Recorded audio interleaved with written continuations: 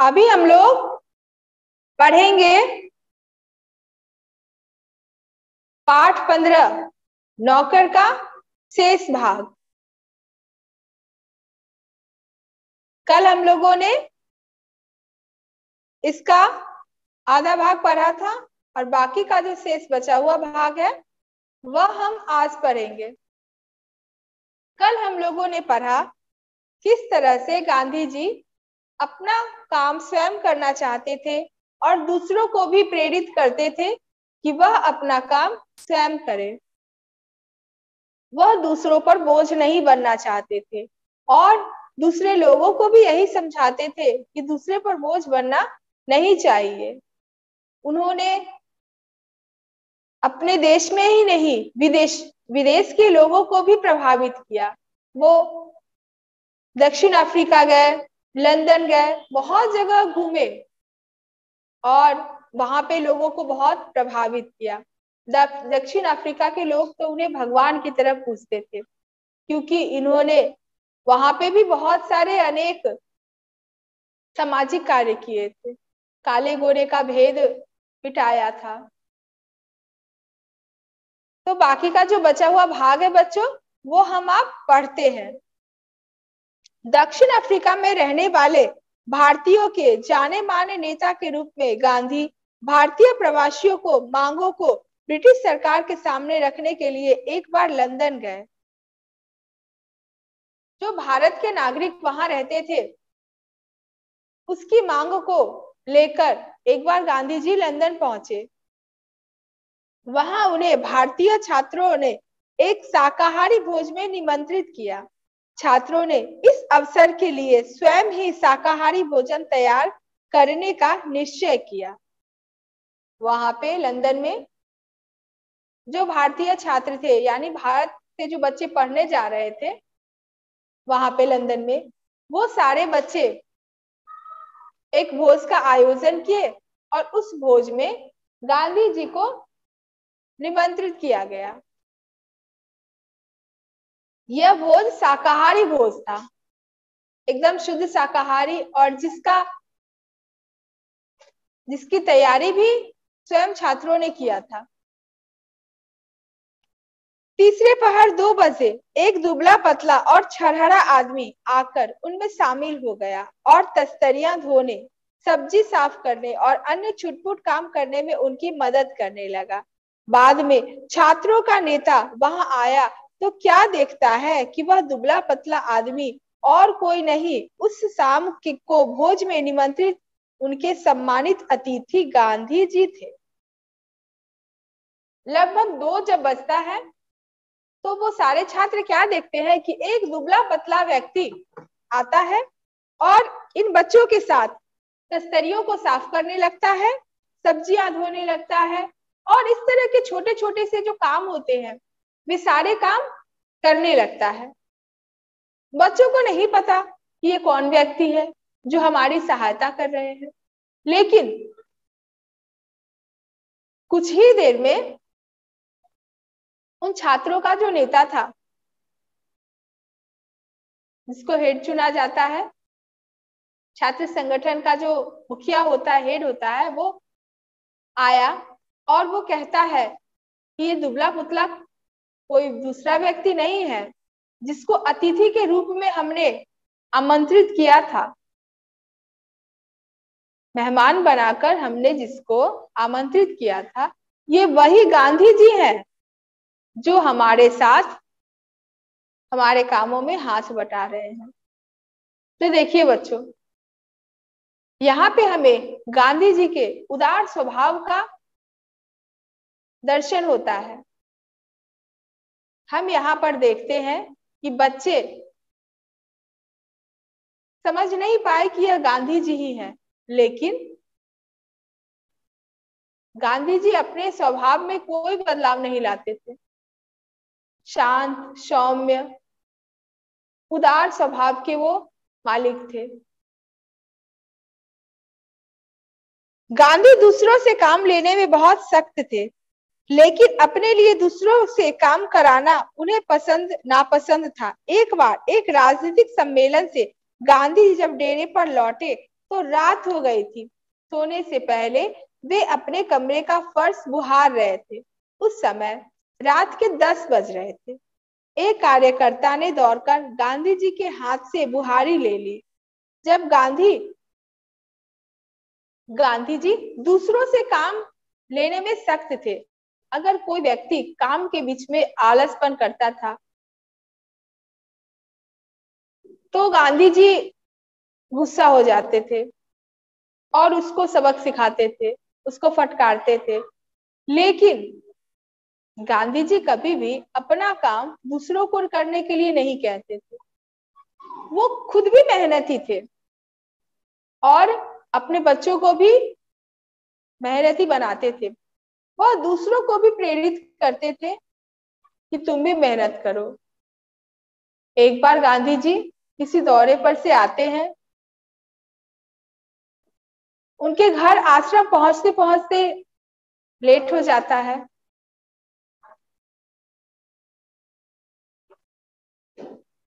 उसके बाद भी गांधी जी अपना कमरा बुहारने लगते हैं।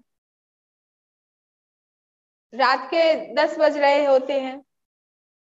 एक कार्यकर्ता दौड़कर आता है और इनके हाथ से झाड़ू ले लेता है। गांधी जी अपने आप को कभी नेता नहीं समझते थे।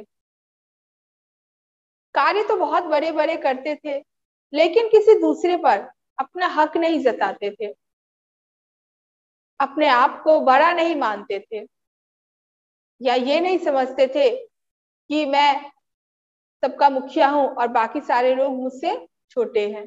वह सबको समान दर्जा देते थे, सभी को मित्र की तरह मानते थे।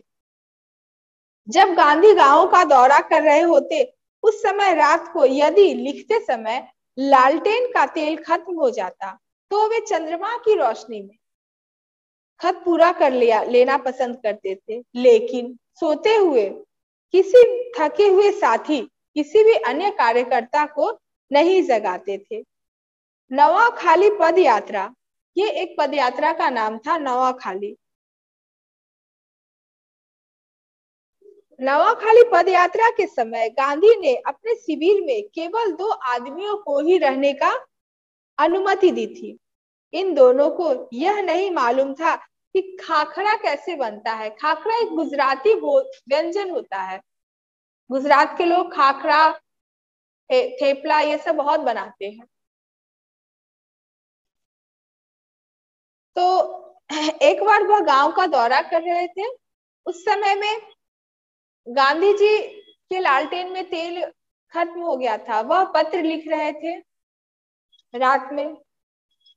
जब गांधी जी के लालटेन का तेल खत्म हो गया, लेकिन गांधी जी अपने किसी भी दूसरे कार्यकर्ता को नहीं जगाए और चंद्रमा की रोशनी में खत को पूरा कर लिया। एक समय अपने शिविर में गांधी जी ने सिर्फ 2 ही लोगों को रखा था, ज्यादा लोगों को की भीड़ नहीं किए। लेकिन उन दोनों आदमी को खाखरा बनाना नहीं आता था। उसके बाद गांधी जी खुद रसोई घर में जाकर एक निपुण रसोइया, कुशल रसोइया जिसको कहा जाता है, इसके रूप में उन्होंने उन लोगों को खाखरा बनाना सिखाया था। उस समय गांधी जी की अवस्था 78 वर्ष की थी और उस समय गांधी जी की उम्र जो थी वो 78 वर्ष की थी। सोचो बच्चों, इतनी ज्यादा उम्र में भी गांधी जी इतने चुस्त दुरुस्त व्यक्ति थे। उनकी सोच ताजी रहती थी हमेशा, उनका शरीर हमेशा फुर्तीला रहता था। वह किसी काम को टालते नहीं थे या बोझ नहीं मानते थे। गांधी को बच्चों से बहुत प्रेम था। गांधी जी बच्चों को बहुत पसंद करते थे, सभी बच्चों को बहुत प्यार करते थे। अपने बच्चों के जन्म के 2 माह बाद उन्होंने कभी किसी दाई को बच्चे की देखभाल के लिए नहीं रखा। वे मानते थे कि बच्चे के विकास के लिए माँ बाप का प्यार और उनकी देखभाल अनिवार्य है। गांधी जी को बच्चों से तो प्रेम था ही, वह अपने बच्चे को भी बहुत प्रेम करते थे, दूसरे बच्चों को भी बहुत प्रेम करते थे।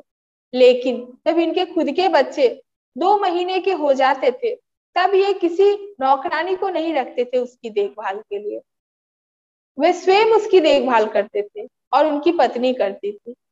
गांधी जी मानते थे कि बच्चों की देखभाल के लिए माता पिता का सानिध्य होना अनिवार्य है, यानी माता पिता की परवरिश ही बच्चों को अच्छा बनाती है।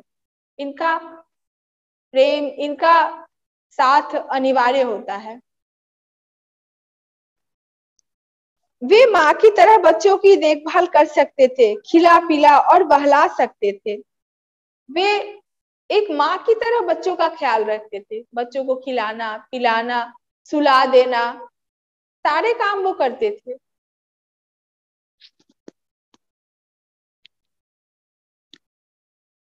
एक बार दक्षिण अफ्रीका में जेल से छूटने के बाद घर लौटने पर उन्होंने देखा कि उनकी मित्र की पत्नी श्रीमती पोलक बहुत ही दुबली और कमजोर हो गई है। एक बार दक्षिण अफ्रीका जेल में उनको रख दिया गया था। जब जेल से वो निकले तो वे घर पहुंचे और वो क्या देखते हैं कि उनके दोस्त पोलक जो थे, उनकी पत्नी बहुत दुबली पतली और कमजोर हो गई है। उनका बच्चा उनका दूध पीना छोड़ता नहीं था और वह उसका दूध छुड़ाने की कोशिश कर रही थी। बच्चा उन्हें चैन नहीं लेने देता था और रो रो कर उन्हें जगाए रखता था। गांधी जिस दिन लौटे उसी रात से उन्होंने बच्चे की देखभाल का काम अपने हाथों ले लिया। सारे दिन बड़ी मेहनत करने, सभाओं में भाषण देने के बाद 4 मील पैदल चलकर गांधी कभी कभी रात को 1 बजे घर पहुंचते थे और बच्चे को श्रीमती पोलक के बिस्तर पर से उठाकर अपने बिस्तर पर लिटा लेते थे। एक बार गांधी जी ने देखा कि उनके एक मित्र पोलक थे, उनकी पत्नी बहुत ही कमजोर हो गई है, बीमार हो गई है। उनका एक छोटा सा बच्चा भी था, लेकिन बच्चा बहुत परेशान करता था अपनी माँ को, रात भर सोने नहीं देता था, जगाए रखता था, रोते रहता था, जिसके कारण और जो बच्चे की माँ थी श्रीमती पोलक की पत्नी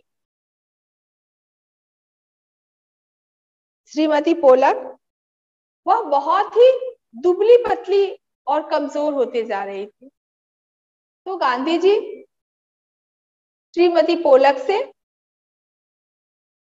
उनका बच्चा ले लेते हैं और रात में अपने पास ही सुलाने लगते हैं।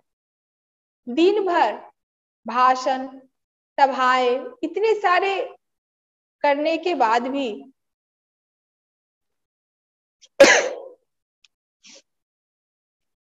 4 मील गांधी जी पैदल चलते थे, लेकिन इसके बाद भी जब वो घर पहुंचते तो कभी कभी 12-1 भी बज जाता था। लेकिन उस समय में भी गांधी जी श्रीमती पोलक के बिस्तर से बच्चे को उठाकर अपने बिस्तर पर रख लेते थे। वह चारपाई के पास एक बर्तन में पानी भरकर रख लेते ताकि यदि बच्चे को प्यास लगे तो उसे पिला दे, लेकिन उसकी जरूरत ही नहीं पड़ती थी। बच्चा कभी नहीं रोता और उनकी चारपाई पर रात में आराम से सोता रहता था। गांधी जी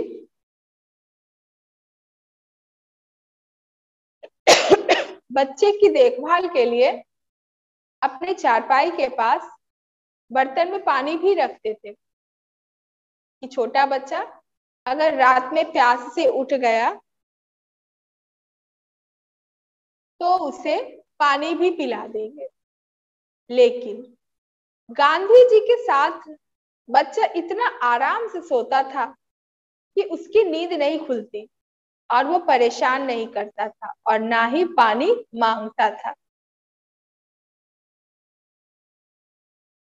बच्चा एक 1 पखवाड़े तक माँ से अलग सुलाने के बाद बच्चे ने माँ का दूध छोड़ दिया। एक पखवाड़ा 15 दिन को कहा जाता है। जब 15 दिन तक बच्चे को माँ से अलग रखा गया तो बच्चा दूध पीना ही भूल गया था, उसने दूध पीना छोड़ दिया था। गांधी अपने से बड़ों का बड़ा आदर करते थे। दक्षिण अफ्रीका में गोखले गांधी जी के साथ ठहरे हुए थे। उस समय गांधी ने उनके दुपट्टे पर इस्त्री की थी। वह उनका बिस्तर ठीक करते थे, उनको भोजन परोसते थे और उनके पैर दबाने का को भी तैयार रहते थे।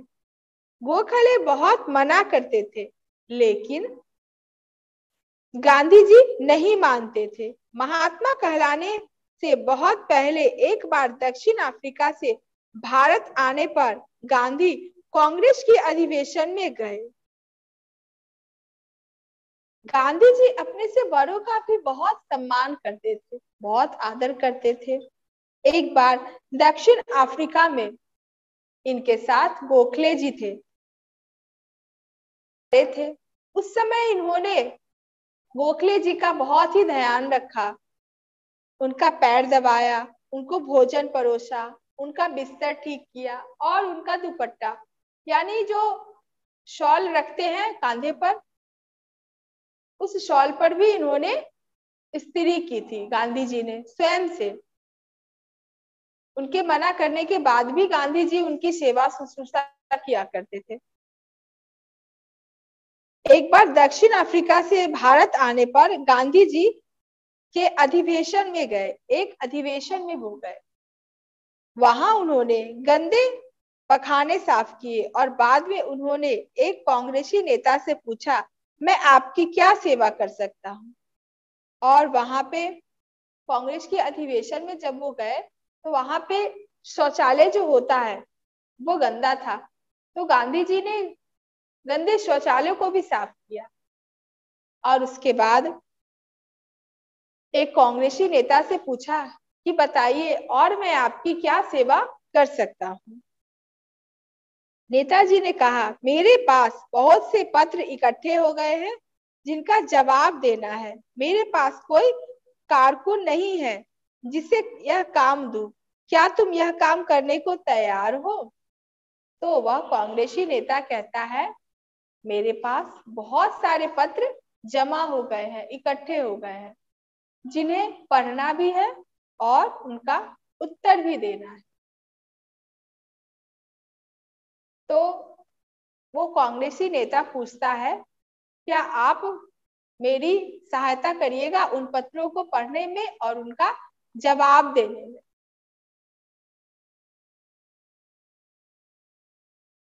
गांधी ने कहा, जरूर, मैं ऐसा कोई भी काम करने को तैयार हूं जो मेरी सामर्थ्य से बाहर न हो।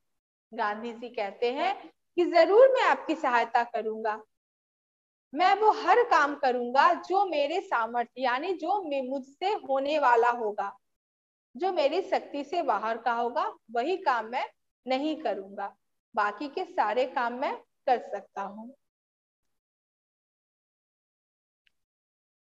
यह काम उन्होंने थोड़े ही समय में समाप्त कर डाला और इसके बाद उन्होंने उन नेता की कमीज के बटन आदि लगाने और उनकी अन्य सेवा का काम खुशी से किया।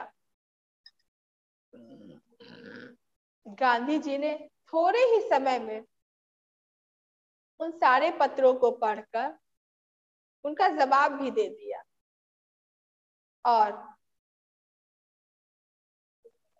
उसके बाद उस नेता के कमीज की बटन टूट गई थी, उसको भी उन्होंने ठीक किया।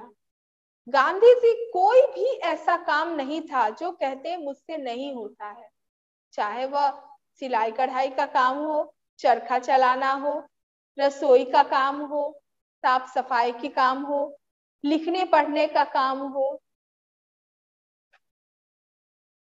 किसी भाषण सम्मेलन में सम्मिलित होना हो, बच्चों को संभालना हो, हर क्षेत्र में गांधी जी 100% खरे उतरते थे। कोई भी काम को वो मना नहीं करते थे। वो कभी यह नहीं कहते थे कि मुझसे यह काम नहीं होगा। उन्होंने बच्चों की पढ़ाई पर भी जोर दिया, महिलाओं की शिक्षा पर भी जोर दिया। वे हमेशा सामाजिक कार्यक्रम में भाग लेते और समाज के लिए जो सही होता उस विषय पर फैसला किया करते थे, उसको उचित ठहराया करते थे।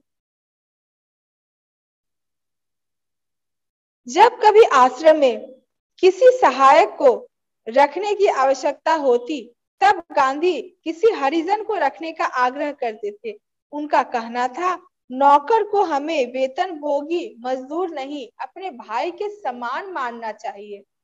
इसमें कुछ कठिनाई हो सकती है, कुछ चोरियां हो सकती है, फिर भी हमारी कोशिश सर्वथा निष्फल नहीं जाएगी।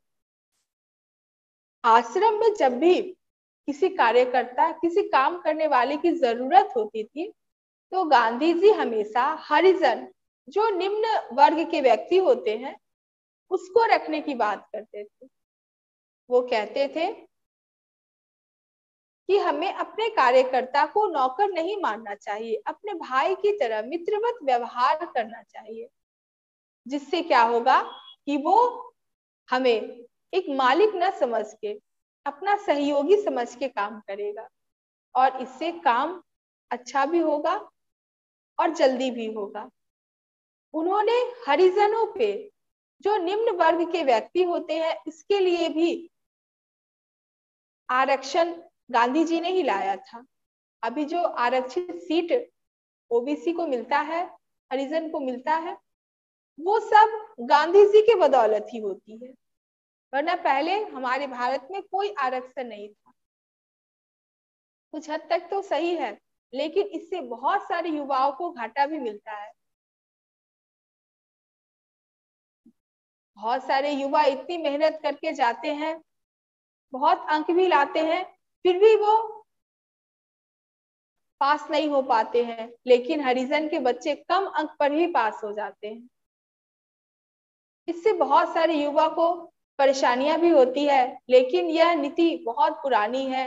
गांधी जी ने इसे हरिजनों को बढ़ावा देने के लिए किया था, क्योंकि पहले हरिजन पढ़ते नहीं थे, पढ़ना नहीं चाहते थे। इसीलिए गांधी जी ने सोचा कि जो लोग पढ़ना ही नहीं चाहते हैं, वो अगर थोड़ा भी मेहनत से पढ़ेंगे, थोड़ा भी नंबर लाएंगे, तो उन्हें भी मिलेगा मौका। आज उसी का बहुत लोग फायदा भी उठा रहे हैं और बहुत सारे लोगों को नुकसान भी हो रहा है। गांधी जी मानते थे कि हरिजन रहेंगे तो कुछ चोरियां भी हो सकती है, परेशानियां भी हो सकती है, लेकिन हम हमें अगर बार बार कोशिश करेंगे तो हमेशा हमारी कोशिश खराब नहीं होगी, एक न एक दिन वह सफल अवश्य होगी। उन्हें यह मालूम ही न था कि किसी को नौकर की भांति कैसे रखे। एक बार भारत की जेल में उनके कई साथी कैदियों को उनकी सेवा टहल का काम सौंपा गया। एक आदमी उनके फल धोता या काटता, दूसरा बकरियों को धोता, तीसरा उनके निजी नौकर की तरह काम करता और चौथा उनके पखाने की सफाई करता था। एक ब्राह्मण कैदी उनके बर्तन धोता था और दो गोरे यूरोपियन प्रतिदिन उनकी चारपाई बाहर निकालते थे। गांधी जी को ये मालूम नहीं था कि नौकर के साथ कैसा व्यवहार किया जाता है, क्योंकि उन्होंने आज तक किसी को नौकर समझा ही नहीं था। एक बार भारत की जेल में उनके कई साथियों को उनकी सेवा का काम सौंपा गया था। एक बार भारत की जेल में उनको रखा गया था, तो बहुत उनके साथी जो थे, बहुत सारे, उनको उनके काम पे रखा गया था। कोई जो था वह उनका फल धोता था, तो कोई उनके लिए बकरी का दूध, वो बकरी का दूध पीते थे तो बकरी का दूध लाता था। कोई जो होता उनका बर्तन धोता था, तो कोई उनका प्रतिदिन चारपाई बाहर और अंदर करता था। गांधी ने देखा कि इंग्लैंड में ऊंचे घरानों में घरेलू नौकरों को परिवार का आदमी माना जाता था। एक बार एक अंग्रेज के घर से विदा लेते समय उन्हें यह देखकर खुशी हुई कि घरेलू नौकरों का उनसे परिचय नौकरों की तरह नहीं बल्कि परिवार के सदस्य के समान कराया गया।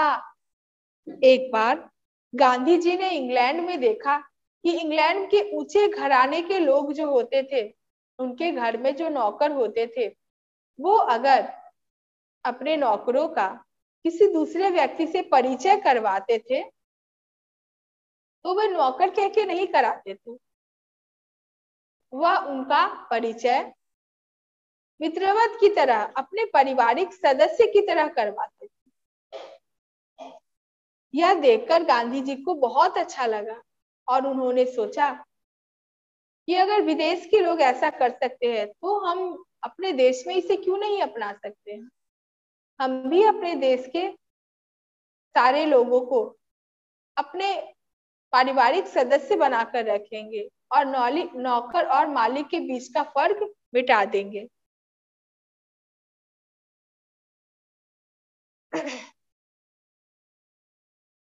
मैंने कभी किसी को अपना नौकर नहीं समझा, उसे भाई या बहन ही माना है और आप लोगों को भी मैं अपना भाई समझता हूँ। आपसे मेरी जो सेवा की उसका प्रतिदान देने की सामर्थ्य मुझ में नहीं है, लेकिन ईश्वर आपको इसका फल देगा। एक बार गांधी जी जब विदा हुए तो वहां के नौकरों से उन्होंने कहा कि मैंने कभी किसी को अपना नौकर नहीं समझा, मैं हमेशा भाई या बहन ही समझता हूँ। आपने इतने दिनों तक जो मेरी सेवा शुश्रूषा की है, मैं उसका मूल्य नहीं चुका सकता हूँ। मैं आपका ऋणी हो गया हूँ। मैं वह एहसान आपको नहीं लौटा सकता हूँ क्योंकि मुझ में इतना सामर्थ्य नहीं है, लेकिन हाँ, मैं ईश्वर से प्रार्थना करूंगा कि वह आपको उसका फल अवश्य देंगे। और इस तरह से कह के गांधी जी सभी को अपना मित्र मानते थे, सभी को अपना मित्र कहते थे। उन्होंने बहुत सारे आंदोलन किए, बहुत सारी सभाएं किए, भाषण दिए, यात्राएं निकाले। ये सभी चीजें जो उन्होंने की वो हमारे भारतीय जनता के लिए की, अपने देश के लिए किए।